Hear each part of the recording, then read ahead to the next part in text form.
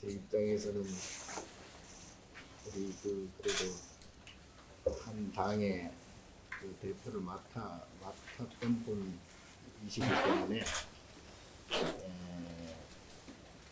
이게 어떻게 보면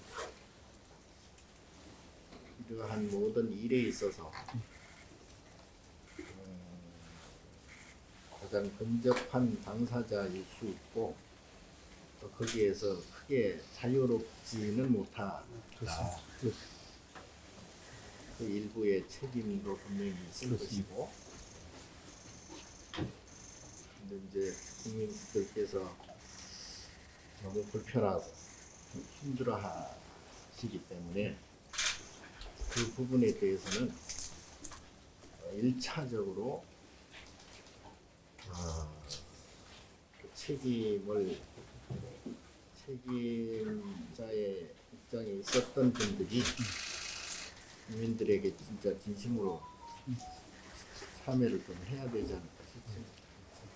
그래서 빨리 이 국민적인 난국을 헤쳐나가는데 책임감을 가지고 정말 국민만 바라보고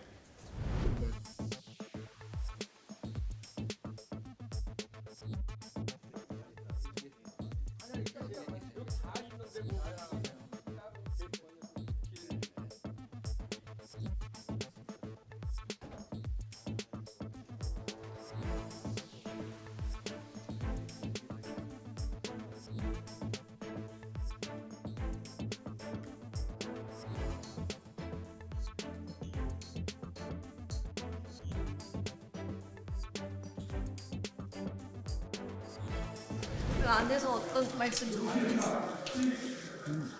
워낙 또 경륜 있고 지혜가 많으신 분이시기 때문에 여러 가지 말씀 많이 해주셨습니다. 이제 물극 필반이라는 말씀을 해주셔서 제가 그 말씀을 잘 명심하고 깊이 새기고 갑니다. 대표님 선거 앞두고 당내 의원들이 헌재에서 릴레이 시위도 하고 있고 잇따라 좀 헌재 압박하는 좀 강경 발언들도 계속 나오고 있는데 좀 어떻게 보세요? 어려운 시기잖아요. 우리 모두에게 각각의 생각들이 다양하게 있을 수 있다고 생각합니다. 국민들도 그러실 거고요. 헌법재판소가 대한민국 헌법을 지키는 최고의 보루로서 헌법과 헌법 정신에 맞는 결정을 해주기를 기대하고 있습니다. 대표님, 그 미국이 한국 민간 국가로 지정한 것 관련해서요. 대표님 재임 중에 핵 잠재력 확보 주장하셨는데 이재명 대표가 오늘 이런 허장성세가 민간 국가 지정을 유발한 거다 이렇게 지적을 했거든요. 이거 어떻게 보실까요?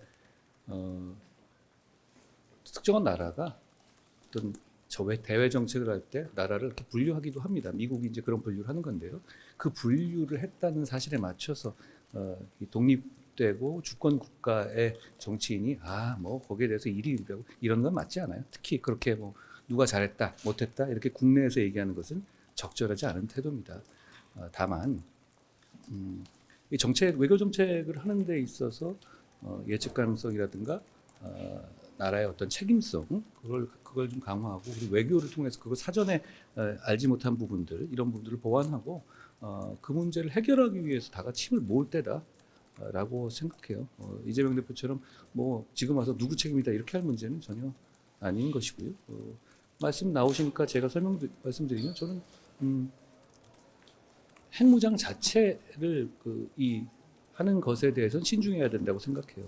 그건 NPT 탈퇴를 해야 하는 문제도 있고 국제 제재를 갖고 올 겁니다. 제가 주장했던 것은 일본과 같이 농축 재처리 기술을 확보해서 핵무장의 직전 단계까지 가는 핵 잠재력을 확보하는 것을 말씀드렸습니다. 그리고 핵무기는 아니지만 핵 추진 잠수함을 확보하는 것도 필요하다고 생각해요. 호주도 지금 버지니아급 핵 추진 잠수함을 확보하고 있는 상태니까요. 그건 허장성세가 아니라 대한민국을 지키고 국민을 안전하게 하는 것입니다. 뭘 잘못 알고 계신 것 같네요.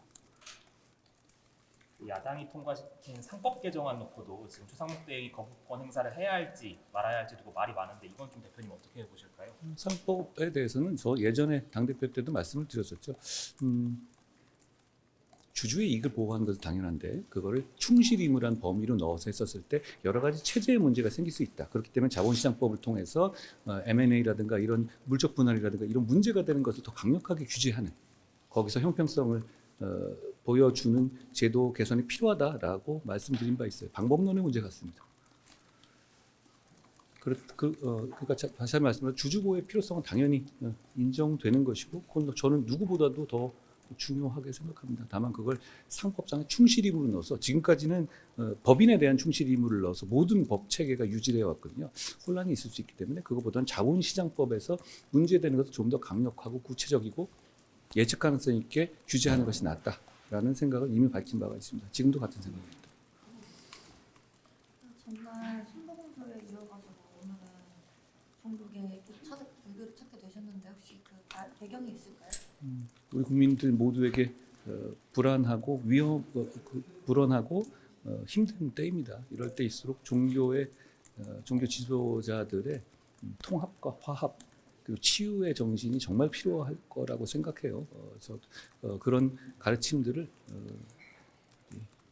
대한민국을 지탱해 오신 종교 지도자 분들로부터 저도 듣고 그 과정에서 국민들께서도 화합과 통합의 마음을 좀 느끼셨으면 좋지 않을까 해서 제가 종교 지도자분을 뵙고 있다라는 말씀드립니다. 어제 헌재 결과 승복해야 된다고 말씀을 하시면서 그 우리나라 정도의 자유민주주의에 대해서 얘기를 하셨는데 그거 의미를 좀 구체적으로 말씀해 주시겠어요? 대한민국은 자유민주주의 국가가 됐잖아요. 그러니까 우리는 헌법재판소나 법원이 어떤 결정을 했었을 때 그 결정을 따르는 것을 기본값으로 가진 나라가 된 지 오래됐어요. 물론 거기에 대해서 심정적으로 동의하지 않을 수도 있지만 그런 면에서 제가 이 재판에 승복한다는 말은 사실 좀 어폐가 있습니다. 승복한다는 건 선택의 영역이 아니다. 우리는 이미 그런 단계를 지나온 지 오래됐다라는 말씀을 드립니다. 지금 당 지도부는 어제 헌재 결정 승복 의사 공식적으로 밝혔는데 민주당에서 아직 헌재 결정 수용 의사를 안 밝혔다고 공격하고 있거든요. 이거에 대해서 좀 어떻게 보세요?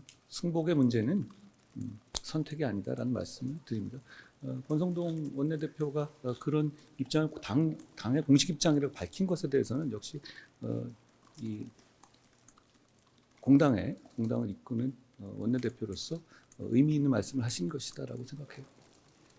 민주당이 헌재 향해서 오늘 중으로 윤석열 대통령 탄핵 선고일 지정해야 한다고 했는데 거기는 다 모든 게 자기 마음대로입니까? 세상 다 자기 마음대로 하나요?